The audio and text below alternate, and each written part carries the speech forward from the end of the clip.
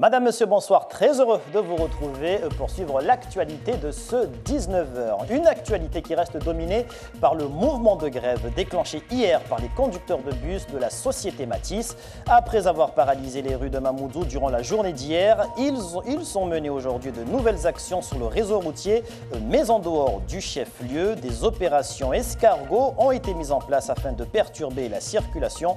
Nous serons en direct du conseil départemental avec Laïni Saïd Hachim qui suit pour nous les négociations entre les élus et les grévistes. La lutte contre la délinquance et l'immigration clandestine. Le bilan des 9 premiers mois de l'année du 3e trimestre 2018 ont été dévoilés par la préfecture cet après-midi. La tendance à la baisse de la délinquance générale se confirme à moins 12%. Des faits en diminution constatés sur la même période en 2017. Les détails sur ces chiffres dans ce journal, durant lequel nous recevons Jean-Claude Delage, secrétaire général du syndicat Alliance Police Nationale. Et puis du foot avec le tirage au sort du 7e tour de la Coupe de France. Il s'est déroulé cet après-midi au siège de la Fédération française de football à Paris. Et le représentant de Mayotte, le Football Club de Mtsapéré, affrontera l'Entente Sanois Saint-Gratien, un club de national. Nous aurons la réaction du directeur sportif du FCM en direct de Mtsapéré avec Daniel Abdou sur place. Deuxième journée de grève pour les conducteurs de bus de la société Matisse. Une opération escargot a été déclenchée aussi bien dans le sud que dans le nord. Une nouvelle fois, la circulation a été très perturbée sur le réseau routier. Gervais Nutcheux, Fahar Housseni. Moins de 5 km/h, c'est la vitesse de la vingtaine de bus qui roulent en direction de la commune de Koungou dans le nord de Mayotte. Le cortège est parti de Doujani dans la commune de Mamoudzou dès les premières heures de la matinée. C'est le deuxième jour de grève des chauffeurs de bus de l'entreprise Matisse. Ils ont peur de perdre leur emploi après la procédure d'attribution du marché de transport scolaire que le conseil départemental s'apprête à lancer. On est plus de 80, je crois, salariés, ou un peu plus. Et personne aujourd'hui sait exactement ce qui va devenir de ces salariés. Vers qui ils vont travailler, vers qui ils ne vont pas travailler. Donc on demande à ce que le repreneur, peu importe le repreneur, qui que ce soit un autre que celui qui est aujourd'hui, qui puisse avoir les reins assez solides pour reprendre les salariés avec leurs conditions de travail. Contraints de quitter le rond-point Zinamdéré qu'ils ont bloqué toute la journée de lundi, les grévistes changent de tactique. Les salariés de l'entreprise de transport Matisse mènent une opération escargot, engendrant des ralentissements conséquents sur une route stratégique, l'axe qui relie Mamoudzou au port de Longoni, le seul port de Mayotte. Certains automobilistes ont mis un peu plus de 2 heures pour parcourir moins de 3 km. J'ai des choses à faire au port là et donc je suis bloqué. Là, je suis inquiet parce que c'est toujours la même histoire. Hein. Donc on ne sait pas combien de temps ça va se débloquer. Donc je suis inquiet parce que là on est déjà à la fin du mois. Il faut payer les crédits, il faut payer les salaires, il faut payer tout et on ne sait pas comment faire. À Kangani, à quelques centaines de mètres du siège de leur entreprise, des grévistes tentent de paralyser complètement la circulation. Des dizaines de gendarmes s'y opposent, la tension monte. Le directeur général entreprend des discussions avec les salariés pour calmer les esprits. Je regrette très sincèrement qu'il y ait eu blocage de la circulation. C'est préjudiciable aux salariés eux-mêmes parce qu'ils ont des interrogations qu'on peut comprendre. C'est préjudiciable aussi et surtout à l'entreprise. On est face à une situation aujourd'hui qui est très difficile, très sensible. Et on s'attache à la régler parce qu'on sait qu'on a une obligation de service public. On a tous en mémoire ce qui s'est passé au mois de mars et personne n'a envie de revivre tout ça. L'opération escargot a duré près de 5 heures. Elle a pris fin après l'engagement ferme des responsables du conseil départemental de recevoir une dizaine de représentants des grévistes pour l'ouverture des négociations. S'achemine-t-on vers une 3e journée de grève de perturbation ce mercredi? Des négociations entre le conseil départemental et les représentants des salariés ont démarré cet après-midi. Où en sommes-nous? Pour y répondre, nous retrouvons en direct du département Laïni Saïd Hachim qui suit pour nous ces discussions. Bonsoir Laïni, où en sommes-nous dans ces discussions justement? Bonsoir Papineau. Les discussions sont terminées. À l'heure à laquelle je vous parle, les salariés se sont dispersés un peu partout, mais les négociations ont été difficiles puisque l'enjeu pour les 80 salariés de Matisse, c'est de savoir quel avenir professionnel ils vont avoir, d'avoir des garanties de la part du conseil départemental dans le cadre du projet de relance des marchés du transport scolaire. Les salariés de Matisse craignent que les futures sociétés qui seront retenues dans les 7 lots de marché de transport scolaire ne puissent pas les reprendre avec tous les acquis professionnels qu'ils ont obtenus jusqu'ici avec leur société Matisse.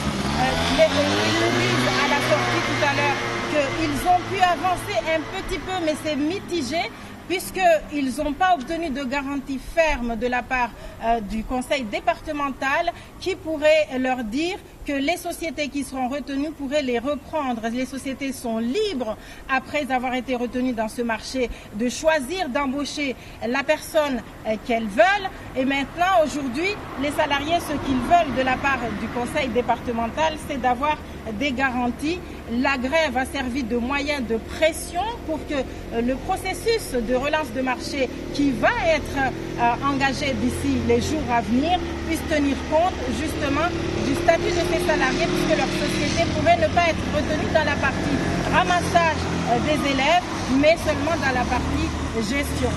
Ce qu'on peut dire de nouveau ce soir, c'est que la grève est terminée. Les salariés nous ont assuré de reprendre le travail demain. Mais ce qu'on peut dire aussi, c'est qu'il y a eu des conséquences depuis hier jusqu'ici, des blocages de tous les usagers qui ne pouvaient pas accéder sur le centre de Mamoudzou et des élèves qui sont restés tout simplement chez eux. Merci Laïni Saïd Hachim en direct du conseil départemental avec Fahar Housseni.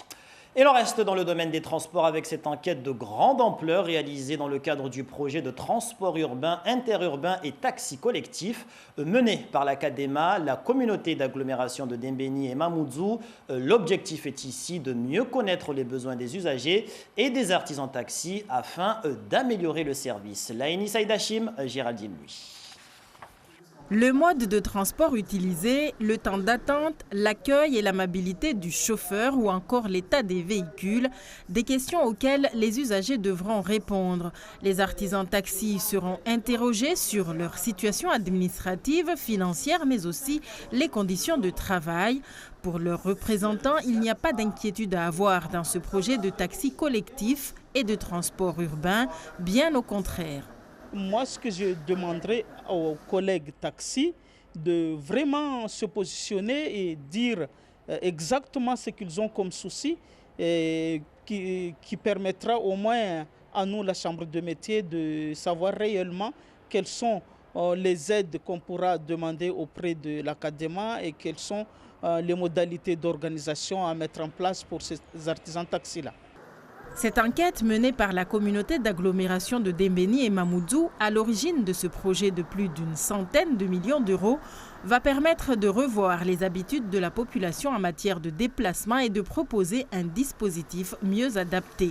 Le projet tel qu'il a été pensé va être amélioré. Au niveau du plan de financement, nous attendons effectivement des crédits européens, notamment le FEDER sur le volet investissement. Nous allons mettre un peu de fonds propres, la CADEMA. La commune va aussi y contribuer. L'État nous a déjà fait la promesse de 9 millions d'euros dans le cadre de l'appel à projet. Après, on verra s'il y a des partenariats publics-privés, mais ce qui est clair, c'est que le modèle économique sera fixé d'ici quelques jours. Et il est clair aussi que c'est un projet d'envergure. Je n'ai pas connaissance d'un projet à Mayotte qui dépasserait les 150 millions d'euros les 10 dernières années. La CADEMA, accompagnée notamment par la Chambre des métiers, le département et l'État pour l'aspect réglementaire, compte mettre sa première ligne de transport interurbain qui reliera Kaweni, Ajangwa et Wongojou d'ici 2022.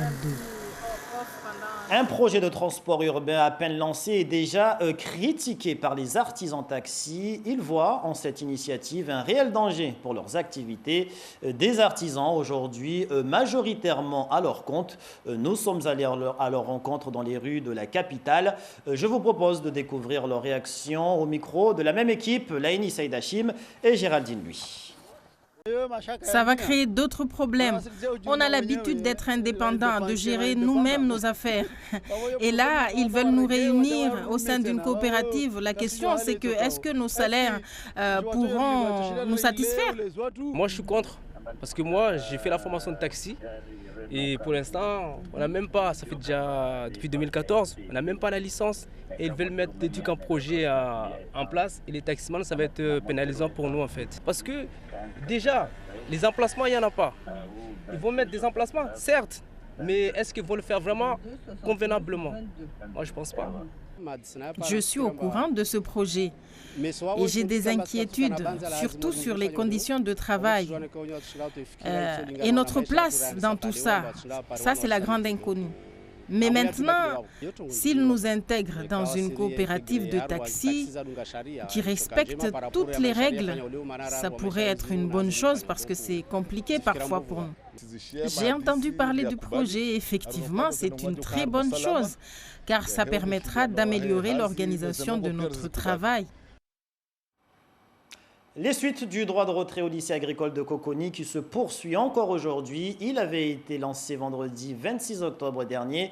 Pour rappel, 2 employés ont été agressés la semaine dernière sur un des sites de l'établissement Valarano. Des groupes de travail ont été constitués pour élaborer des propositions concrètes concernant les mesures de sécurité à mettre en place. Ils demandent notamment des rondes régulières des gendarmes sur l'ensemble des sites, un portail sécurisé avec vérification de l'identité des personnes entrant dans l'établissement et la mise en place d'une clôture intégrale et sécurisée du lycée.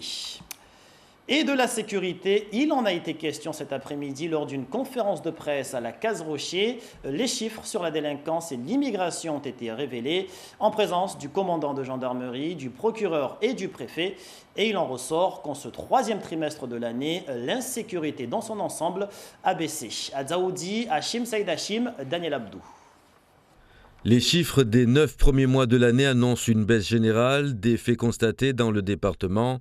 Moins 12% cette année, des faits constatés qui passent de 6 045 contre 6 872 en 2017.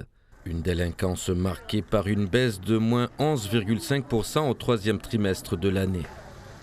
La tendance est aussi en baisse au niveau des agressions volontaires à l'intégrité physique, idem pour les violences contre les forces de l'ordre. Quant aux atteintes aux biens et cambriolages, la baisse des faits s'améliore fortement. Près de moins 27% sur les cambriolages ces 9 derniers mois de l'année. Une baisse confirmée ce 3e trimestre.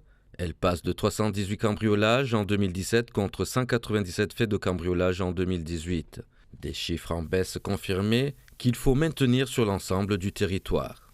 C'est aussi un travail aussi en profondeur qu'il nous faut organiser avec les collectivités et les polices municipales, avec aussi dans le cadre des comités locaux de prévention de la délinquance, avec les différentes structures qui œuvrent à la prévention de la délinquance. Donc c'est tout ce travail, c'est une mobilisation très très forte et continue parce qu'ici ce n'est pas un point d'aboutissement dans lequel on se trouve. On a eu une amélioration mais il y a encore trop de délinquance donc il faut continuer. Cependant, les 9 premiers mois de l'année sont marqués par une hausse des accidents corporels, plus 11%. Les contrôles mis en place devraient s'accentuer. Il y aura des contrôles renforcés aussi en matière de sécurité routière, parce que lorsque je dis qu'il y a des comportements inappropriés, ça sera sanctionné. Parce qu'on ne peut pas laisser des excès de vitesse dans les traversées de village, des dépassements dangereux. Donc tout ceci va se traduire par des contrôles renforcés. Une baisse y compris dans le judiciaire sur les 9 derniers mois. Une tendance forte marquée par les efforts entrepris par tous, souligne le procureur de la République. Nous avons ici un travail tellement important à faire. Nous avons besoin de restituer à la population une sécurité, une quiétude. Et pour cela, on s'engage sur cette lutte contre la délinquance. Et de grâce, ce n'est pas la peine d'en rajouter. C'est pas la peine d'en rajouter, on en a déjà beaucoup à faire et je remercie le travail fait je souligne le travail fait par la police et la gendarmerie qui commence à donner des résultats sur la longue période. Il y a de bonnes tendances et c'est pas définitivement acquis. Ce travail doit se poursuivre et pour qu'il se poursuive, il faut que tous les efforts soient concentrés sur ce sujet-là. Il n'y a pas la place pour la dispersion par des comportements qui enfreignent la loi. Ça, on ne peut pas. Quant aux chiffres liés à l'immigration clandestine, on constate un ralentissement de l'activité de reconduite, mais les efforts se poursuivent et les discussions seraient toujours en cours avec les Comores. Avec nous sur ce plateau, Jean-Claude Delage, secrétaire général d'Alliance Police Nationale. Bonsoir. Bonsoir. Alors, vous venez de l'entendre dans ce reportage, une tendance à la baisse sur la délinquance générale à Mayotte qui se confirme. Un avis, une réaction sur ces chiffres ? La réaction du secrétaire général d'Alliance et du policier que je suis, ça prouve très clairement que les policiers ici travaillent, nos collègues gendarmes travaillent, et lorsqu'on leur donne les moyens de travailler dans de bonnes conditions et que la justice suit le travail fait par la police, eh bien les faits sont là, il y a une baisse. Alors, l'année dernière, Alliance Police Nationale avait adressé pour Mayotte plusieurs demandes, notamment en termes d'effectifs, en termes de véhicules manquants. Qu'en est-il de ces demandes ?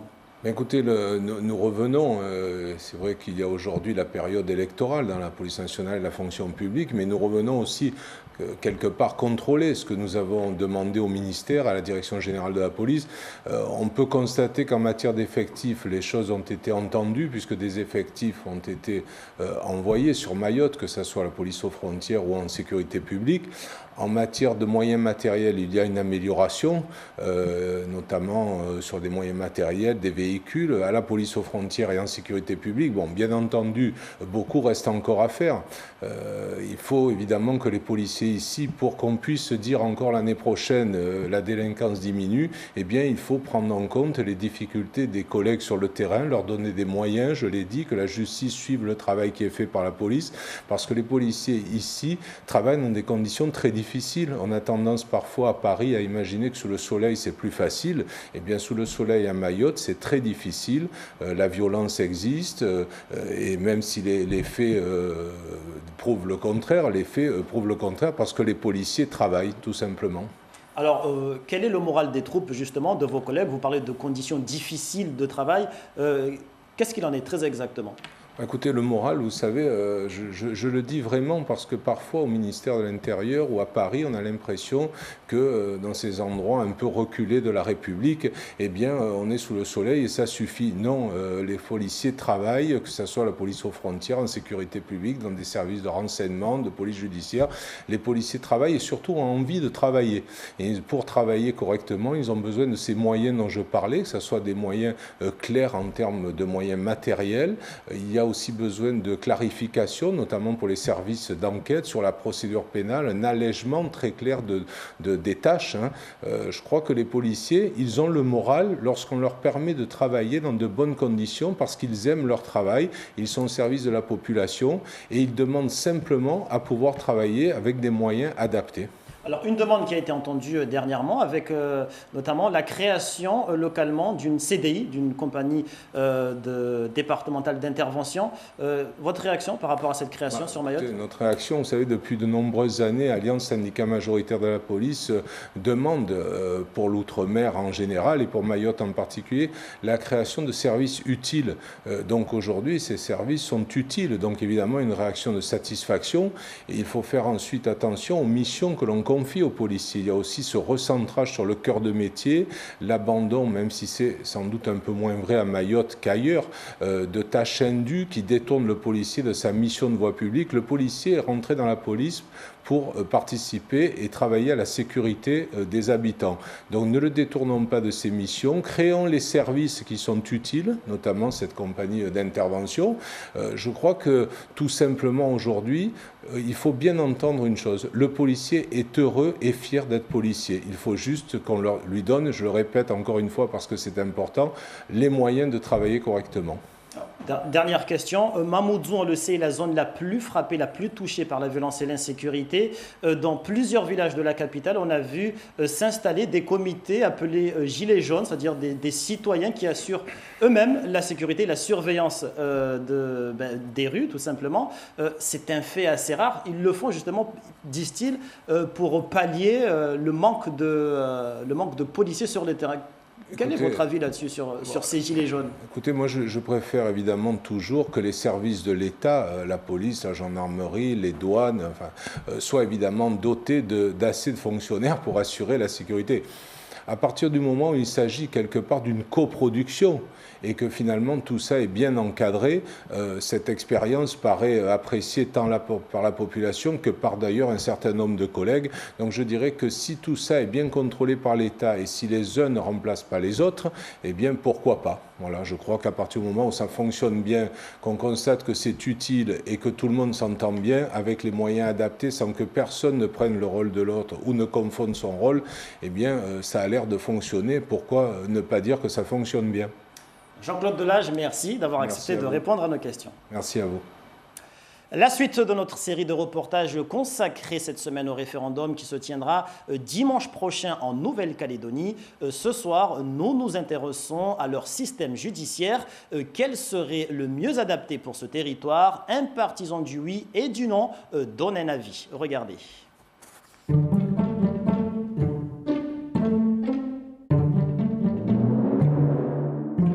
Nous sommes très attachés au système judiciaire français parce qu'il est basé sur le fait que chacun d'entre nous est traité de la même façon, de manière équitable. Nous sommes tous égaux face à la loi. C'est un petit peu, comme la fable le dit, que nous soyons puissants ou misérables. Eh bien, nous avons un traitement équitable et égal face à la loi et la justice. C'est la raison pour laquelle nous souhaitons conserver, évidemment, cette compétence à l'État et cette compétence régalienne.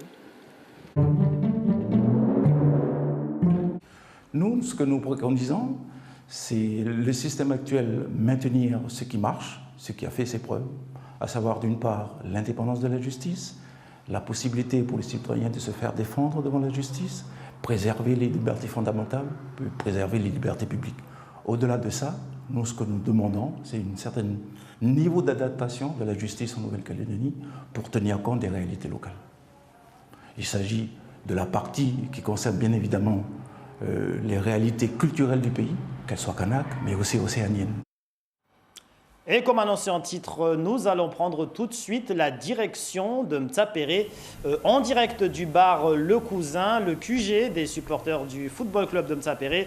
Je vous rappelle que le tirage au sort concernant le 7e tour de la Coupe de France a eu lieu cet après-midi et le FCM sera opposé au club Saint-Gratien, un club de National 1 qui évolue dans la région parisienne. Nous rejoignons en direct donc du QG des supporters du FCM Le Cousin, El Harissou Alaoui, directeur sportif du FCM. Bonsoir El Harissou Alaoui. Une première réaction sur ce tirage au sort? Oui, bonsoir. Déjà, maintenant qu'on connaît nos adversaires, on sait que ça ne va pas être facile avec le niveau national, mais on va essayer de jouer avec nos atouts et on va se préparer en espérant que les Mahorais seront derrière nous à Paris, dans le 95. Dans le 95, dans le Val d'Oise. Alors, il s'agit d'un club de national, c'est-à-dire une ex-Détroit, donc c'est un niveau assez élevé. Bon, le club est quand même 15e sur 19. Avez-vous pris connaissance justement de ce club et savez-vous à quoi vous attendre? On sait que oui, ils sont 15e. On n'a pas encore pris connaissance. On va essayer de se renseigner au maximum sur les réseaux sociaux, que ce soit leur site et tout ça, voir si on peut avoir des vidéos sur un des matchs qu'ils ont joués.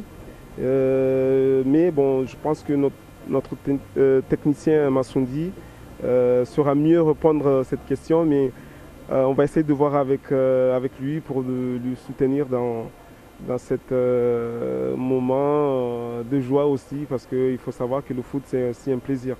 Alors, toute dernière question, on le sait, en général, votre club, le FCM, lorsqu'il se présente au 7e tour de cette Coupe de France, échoue, mais échoue de très peu. Alors, est-ce que cette année serait la bonne et qu'est-ce que vous allez mettre en avant pour que justement vous puissiez enfin passer ce 7e tour cette année? On va essayer de mettre nos atouts, surtout nos atouts, ce qu'on sait faire. Jouer avec nos qualités. Après, il faut savoir, arriver à ce niveau, ça demande beaucoup de discipline. Beaucoup de discipline. Et nos joueurs, ils n'ont pas l'habitude de ça, mais je pense que le coach va travailler surtout sur ce niveau. Parce qu'il faut savoir défendre, ça va aller. C'est des gens qui jouent dans des bons terrains plus que nous. Nous, on n'a pas l'habitude avec le climat, il y a tout ça, il y a beaucoup d'inconvénients, mais on va essayer de jouer avec nos atouts et ce qu'on sait faire, quoi. Merci El Harissou Alaoui, directeur sportif du Football Club de Ntsapéré. Pour rappel, le Football Club de Ntsapéré sera opposé au club de Saint-Gratien du Val d'Oise. Le match aura lieu le week-end du 18 et 19 novembre. Un direct réalisé avec Daniel Abdou, pardon. Voilà tout pour l'actualité de ce mardi 30 octobre. Une journée marquée une nouvelle fois par le mouvement de grève des salariés de la société Matisse. Ils ont encore aujourd'hui perturbé le réseau routier à travers une opération escargot au sud et au nord de Mamoudzou. Et cet après-midi, des discussions ont eu lieu au conseil départemental entre les élus et les représentants des salariés de la société Matisse. Les négociations ont été très difficiles.